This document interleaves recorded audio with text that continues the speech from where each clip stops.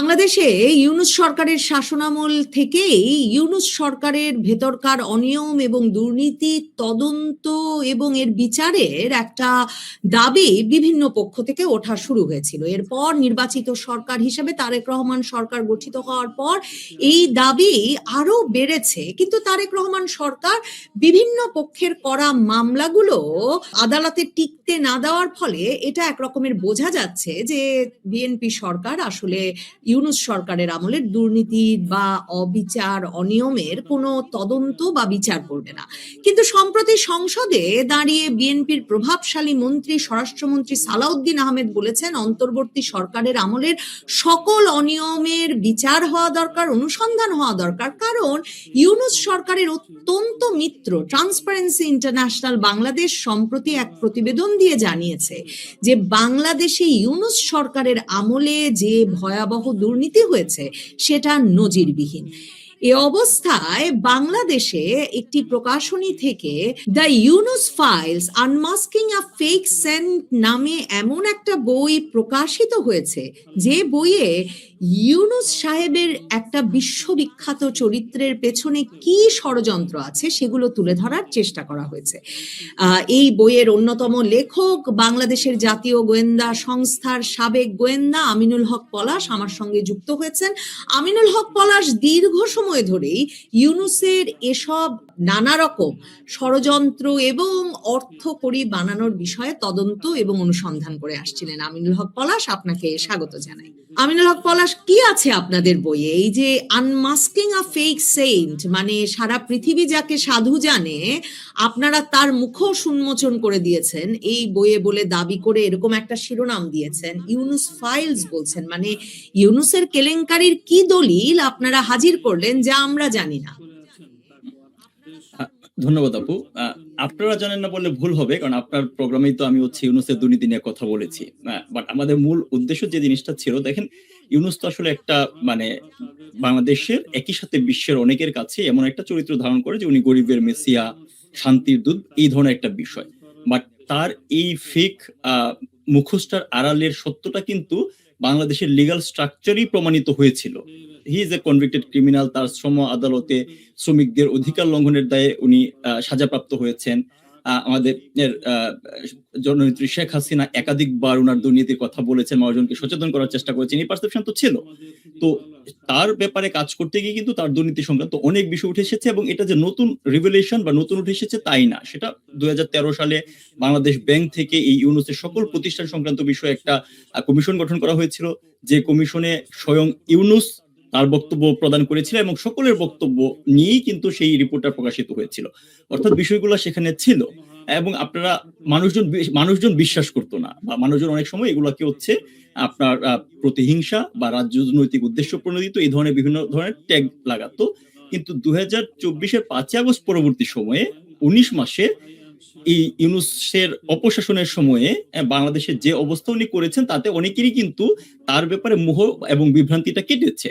তো আমাদের এই বইয়ে আমরা মূলত হচ্ছে তার হোল লাইফের, অর্থাৎ তার জীবনের বাঁকে বাঁকে যে এই সিগন্যাল গুলা ছিল, যে উনি একজন প্রচন্ড লেভেলের স্বার্থন্বেষী মানুষ, উনি একজন ক্ষমতালিপ্ত মানুষ, উনি সুযোগ পাওয়া মাত্রই সেই সুযোগের সর্বোচ্চ সদ্ব্যবহার করে নিজের সর্বোচ্চ স্বার্থ চরিতার্থ করার চেষ্টা করেন, এবং উনার ইন্টেনশন ছিল কোনো না কোনো সময় বাংলাদেশের রাষ্ট্র ক্ষমতায় যাওয়া, গিয়ে তার হোল লাইফে যে গোষ্ঠীটা, যে ভেস্টেড ইন্টারেস্টেড গ্রুপটা তার এই ফেক ইমেজটাকে ক্রিয়েট করতে হেল্প করেছে, তাদের সর্বোচ্চ বেনিফিট দেওয়া। সো এই জিনিসগুলো আসলে হচ্ছে একটা মলাটের ভিতরে নিয়ে আসাটা দরকার ছিল। এই কারণে আসলে হচ্ছে এই বইটা লেখা। এখানে যে কথাগুলোই বলা হয়েছে সেগুলো সবগুলো হচ্ছে ডকুমেন্ট বেসড, এবং ফর শিওর যে তার ইউনূস এবং তার প্রতিষ্ঠান সমূহের এত হিউজ পরিমাণ করাপশন আছে। তো স্পেসিফিক্যালি যে শুধুমাত্র করাপশনের ডকুমেন্ট দেওয়া হয়েছে তা না, রেদার দেন আমরা যে জিনিসটা জেনারেট করার চেষ্টা করেছি, যে ইউনূসের 24-এর 5ই আগস্ট পরবর্তী দুঃশাসনটা কোনো অ্যাক্সিডেন্টাল বা উনি একটা ফেইল্ড অ্যাডমিনিস্ট্রেটর এরকম না, হি ওয়াজ মিন টু বি ফেইল্ড। তাই সে এই জায়গাটায় এসেছিলই বাংলাদেশকে একটা করদ রাজ্যে পরিণত করার উদ্দেশ্য নিয়ে, এবং সেটা সে করেছে। একই সাথে সে যে কাজগুলা তার কনফ্লিক্ট অফ ইন্টারেস্ট বলেন, তার প্রতিষ্ঠানগুলোকে একের পর এক সুবিধা দেওয়া বলেন, এই চরিত্রগুলা তার লাইফের বিভিন্ন সময়ে প্রিভিয়াস হিস্ট্রিতেও আমরা হচ্ছে ধাপে ধাপে দেখতে পেয়েছি। সেই ক্রোনোলজিটা এখানে তুলে আনা হয়েছে। মানে কিন্তু আপনারা বইটা ইংরেজিতে লিখেছেন। ইউনূস সাহেবকে নিয়ে তো বড়, বড় বই মানে বহু বছর ধরে উনি লিখিয়েছেন, লেখা হয়েছে। মানে এসব বই কমিশন করা যায় সেটাও আমরা জানি। তো আ মানে মানে উনি যে মানে দরিদ্রের ব্যাংকার সেটাও তো উনি একটা বই দিয়েই প্রতিষ্ঠা করেছেন। রাইট। তো সেসবের পর এর মানে পাল্টা হিসেবে বাংলাদেশের একটা প্রকাশনী থেকে ইংরেজিতে বইটা লিখলেন। কেন মনে হলো যে ইংরেজিতে এটাকে মলাটবদ্ধ করা দরকার? এবং আসলে কি তাতে ইউনূস যে একজন ফেক সেইন্ট তার সেই মানে সাধু থেকে উনি একজন ভুয়া সাধু এই মানে ভাবমূর্তিতে কোনো পরিবর্তন আসবে? বা এসেছে মানে আ দেশে বিদেশে? আপা আমার ব্যক্তিগত অবজারভেশন বলে উনার ওই ভাবমূর্তি কিন্তু ইতিমধ্যেই ক্ষুণ্ণ হয়েছে। হ্যাঁ? এবং উনি কি মানুষ তার রিয়াল ফেসটা বাংলাদেশের মানুষজন বুঝতে পেরেছে অনেকাংশে। এবং উনি যে কতটুকু ক্রুয়েল মেন্টালিটির লোক তার প্রমাণ কিন্তু উনি এখনো প্রতিনিয়ত দিয়ে যাচ্ছেন। যেখানে ৭০০ র বেশি সরকারি হিসাবে শিশু মারা গিয়েছে হামের কারণে, তার ফেইলড অ্যাডমিনিস্ট্রেশন এর কারণে। সেটা নিয়ে তাকে বা তার স্বাস্থ্য উপদেষ্টাকে আমরা একটা কথা বলতে দেখি নাই। কিন্তু উনি তার জন্মদিনে যে সামাজিক আপনার হচ্ছে ব্যবসা প্রতিষ্ঠা দিবস তৈরি করেছেন, সেখানে আমরা বিদেশিদের নিয়ে হচ্ছে রীতিমতো নৃত্য করতে দেখেছি। অর্থাৎ এই বাংলাদেশের মানুষের শোক, দুঃখ, কষ্ট এগুলা যে তাকে ন্যূনতম স্পর্শ করে না এবং উনি যে তাকে নিয়েই ব্যস্ত থাকতে চান, তার ব্যক্তিগত সুবিধা করতে চান, এটা তো এখনো প্রমাণিত। তো ১ম যে কোয়েশ্চেনটা ছিল যে ইংলিশে কেন লেখা? এটার বেসিক্যালি ২ টা কারণ। তার ইমেজটা বাংলাদেশের আগে সে আ আ প্রতিষ্ঠা করেছে আসলে ইন্টারন্যাশনাল এরেনাতে। এবং যেহেতু বাংলাদেশে একটা পার্সপেক্টিভ আছে যে বিদেশ থেকে কেউ পুরস্কার পেলে, বিদেশের কেউ কোন ধরনের কথা বললে সেটাকে হচ্ছে আ বাংলাদেশের মানুষ অনেক ক্ষেত্রেই যাচাই-বাছাই ছাড়াই আসলে এক ধরনের মান্যতা দেওয়ার অভ্যস্ততা আমাদের মাঝে আছে। সো আ ইন্টারন্যাশনাল কমিউনিটির কাছেও কিন্তু তার ইমেজটা অনেকাংশে ক্ষুণ্ণ হয়েছে। আমরা যে জিনিসটা জানতাম যে তার বিশ্বের সকল জায়গায় তার অনেক প্রভাব, অনেক বন্ধু-বান্ধব। কিন্তু তার শাসনামলে সে যতগুলা দেশে গিয়েছে সেখানে কিন্তু আমরা সে ধরনের রেসপন্স দেখতে পাই নাই। সো ওই ইন্টারন্যাশনাল অডিয়েন্স কেও যেহেতু এটা আমি বলছি যে ডকুমেন্ট বেসড, সেই ডকুমেন্ট গুলা আমার এই গল্পের এই স্টোরিটার সাথে রিপ্রেজেন্ট করা দরকার ছিল। সে কারণে ইংলিশে করা একটা কারণ। আরেকটা কারণ হচ্ছে ডকুমেন্টের একটা বড় অংশ কিন্তু ইংলিশে। মানে আমাদের কোর্টের প্রসিডিউরের ডকুমেন্ট বলেন বা তার বিভিন্ন বইয়ের যে রেফারেন্স আনা হয়েছে সেগুলোও যেহেতু ইংলিশের, সো এটা ইনিশিয়ালি ইংলিশে করাটাই আমাদের জন্য হচ্ছে ইজি মনে হয়েছে। অ্যান্ড অবভিয়াসলি আমাদের ইচ্ছা আছে যে এটা একটা বাংলা ভার্সন নিয়ে আসা আ এবং শর্টলি। আর তাহলে হয়তো হচ্ছে পলাশ, মানে আমার খুব জানার ইচ্ছা, আপনারা কি বের করলেন? মানে আমরা তো সাংবাদিকতা করছিলাম ১-১১ র সময়ও একেবারে মানে তখন আমি বিবিসিতে কাজ করি মানে সাংবাদিকতাই করি। কাজেই আমাদের তো মনে আছে যে কিভাবে উনি নোবেল প্রাইজ পাওয়ার ৫ মাসের মধ্যে বাংলাদেশ উদ্ধার করতে চলে এলেন। Nobel right. প্রাইজ পেয়ে ১ম চট্টগ্রামে গেলেন, গিয়ে বললেন চট্টগ্রাম বন্দরকে নাকি একেবারে মানে বদলে বিদেশিদের দিতে হাতে তুলে হবে। দেওয়া উচিত। রাইট। চট্টগ্রাম বন্দরই হবে বাংলাদেশের সকল মানে উন্নয়নের চাবিকাঠি নাকি। মানে তখনই বোঝা গেল যে নোবেল শান্তি পাওয়া ইউনূস সাহেব বাংলাদেশের চট্টগ্রাম বন্দরের দিকে চোখ দিয়েছেন। ১-১১ ঘটলো, তিনি চলে এলেন। তার কয়েকদিনের মধ্যেই জানুয়ারির শেষ দিকে এসে ঘোষণা দিয়ে দিলেন তিনি রাজনৈতিক দল গঠন করবেন এবং দুর্নীতিগ্রস্ত রাজনৈতিক নেতাদেরকে না নির্বাচনেও অংশ নিতে দেওয়া উচিত না এবং শাস্তির মুখোমুখি করা উচিত। মানে উনার চেষ্টাটা দীর্ঘ সময়ের, অবশেষে ২০২৪ আগস্টে সেটা পূর্ণ হয়েছে। কিন্তু উনার এই ক্ষমতায় যাওয়ার ইচ্ছাটা কেন? আপনাদের গবেষণা বা আপনাদের বইয়ের নথিপত্রে কোনো মানে প্রমাণ পান? মানে কি শুধুই মানে দেশের সরকার প্রধান হবেন না কি করতে চান উনি?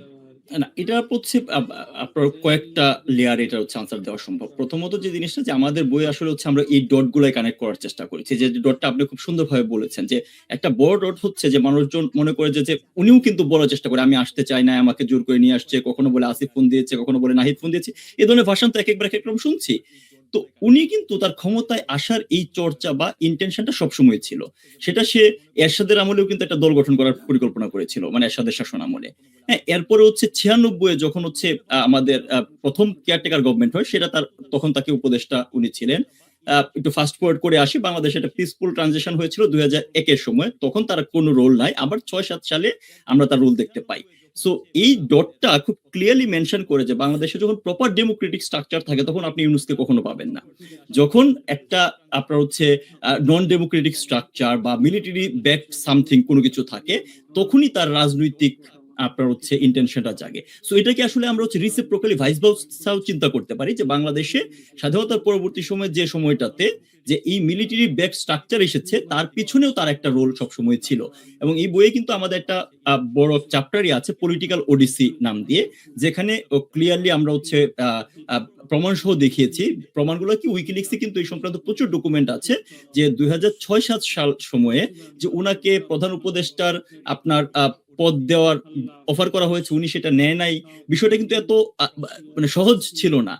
উনি হয়তো ওইটা নেয় নাই, কিন্তু এর পরবর্তীতে উনি দল গঠন করতে চেয়েছে এবং কন্টিনিউয়াসলি তার যে দি দেন কেয়ারটেকার গভর্নমেন্ট তার উপর যে তার একটা কন্ট্রোল নিয়ন্ত্রণ, হ্যাঁ, ইভেন বাংলাদেশের মিডিয়া রিনাউন যে মিডিয়া হাউসগুলো তার প্রতি তার নিয়ন্ত্রণ, উনি বলে দিচ্ছে যে একে গ্রেফতার করা উচিত। উনি কোন একটা মিটিং এ বলছে আমাদের রাজনীতি খুব খারাপ এভাবে চলতে পারে না, তারপর দিন হচ্ছে রাজনীতিবিদরা অ্যারেস্ট হওয়া শুরু হয়েছে। উনি একটা প্রপোজড পলিটিক্যাল স্ট্রাকচারের পরিকল্পনা কিন্তু দিয়েছিলেন তখন। তো সেটা হচ্ছে আমরা এখানে আপনার হচ্ছে উল্লেখ করেছি। সো এই যে ক্ষমতার যাওয়ার ইচ্ছে এটা নতুন না, এটা তার সবসময়ই তার মাঝে ছিল। এটা একটা পার্ট যেটা আমরা হচ্ছে এই ক্রোনোলজিক্যাল ডেভেলপমেন্টটা দিয়ে এস্টাবলিশ করার চেষ্টা করেছি এবং আই এম প্রিটি কনফিডেন্ট যে আমরা করতে পেরেছি। আর 2 নাম্বার যে বিষয়টা হচ্ছে যে সুযোগ পাওয়া মাত্রই যে ব্যক্তিগত স্বার্থ চরিতার্থ করা, এই জিনিসটাও তার লাইফে সবসময় ছিল। ওনার তো তার নিজের লাইফের গল্পেতেই উনি তার নিজের বইয়ে লিখেছে যে ছোটবেলায় অন্যের পুরস্কার কিভাবে ঠিকানা পরিবর্তন করে নিজের নামে নিয়ে আসা যায়, এটা তার গল্পের বইয়ে তার স্টোরিতে লিখেছে এবং he is proud to say that যে আরেকজনের বই নিজে নিয়ে আসতে পারে, এটা তার হচ্ছে ক্রেডিট মনে হয়েছে।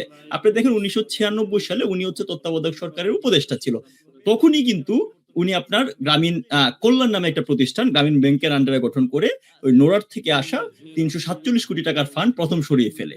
সো এটা কিন্তু একটা বড় ইন্ডিকেশন যে যখনই উনি আসলে ক্ষমতা পেয়েছে তখনই তার ব্যক্তিগতভাবে লাভবান হওয়ার চিন্তাটা তার মাঝে ডিপলি তৈরি হয়েছে। এবং একই ধারাবাহিকতা কিন্তু আমরা 2024-এ 5 আগস্ট পরবর্তী সময় দেখেছি। আমরা দেখলাম যে তার কোর্টের রায়গুলা একের পর এক উইথড্র হয়ে গেল, তার ট্যাক্স গুলা হচ্ছে মওকুফ হয়ে গেল, তার প্রতিষ্ঠানের নামে একের পর এক হেন কোনো লাইসেন্স নাই যেটা তার প্রতিষ্ঠানের নামে নেওয়া হয় না। সো এটাও কিন্তু তার লাইফের মাঝে আমরা বিভিন্ন ঘটনাক্রমের মাঝে আমরা হচ্ছে দেখতে পাই। একই সাথে যে অন্যের ক্রেডিট নিজের করে নেওয়া, যেমন মাইক্রো ক্রেডিট তার কনসেপ্ট না, এটাকে নিজের তো শুধু করেই নাই, এটার উপর ভিত্তি করে একটা নোবেল বাগিয়ে নিলেন উনি। হ্যাঁ, এবং প্রতিনিয়তই ধরেন হচ্ছে উনার যে এই 2005 আগস্ট পরবর্তী সময় এখানেও কিন্তু অন্যের কাজ বিভিন্ন দেশে গিয়েছে, উনি ওই চুক্তিগুলাই করেছে যেগুলো আওয়ামী লীগ সরকারের আমলে করার চুক্তি, সেগুলাকে আবার নতুন করে করেছে।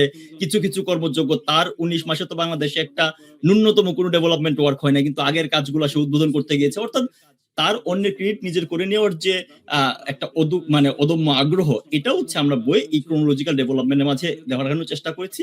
পাশাপাশি যে জিনিসটা আমরা দিয়েছি সেটা হচ্ছে যে তার যে গ্রামীণ প্রতিষ্ঠান, এই প্রতিষ্ঠানগুলোতে কি কি ধরনের দুর্নীতি আছে, কি কি ধরনের অনিয়ম আছে, এই অনিয়মের লেয়ারটা কিরকম ছিল সেই সংক্রান্ত হচ্ছে ডকুমেন্ট হচ্ছে আমরা এখানে হচ্ছে দেওয়ার চেষ্টা করেছি।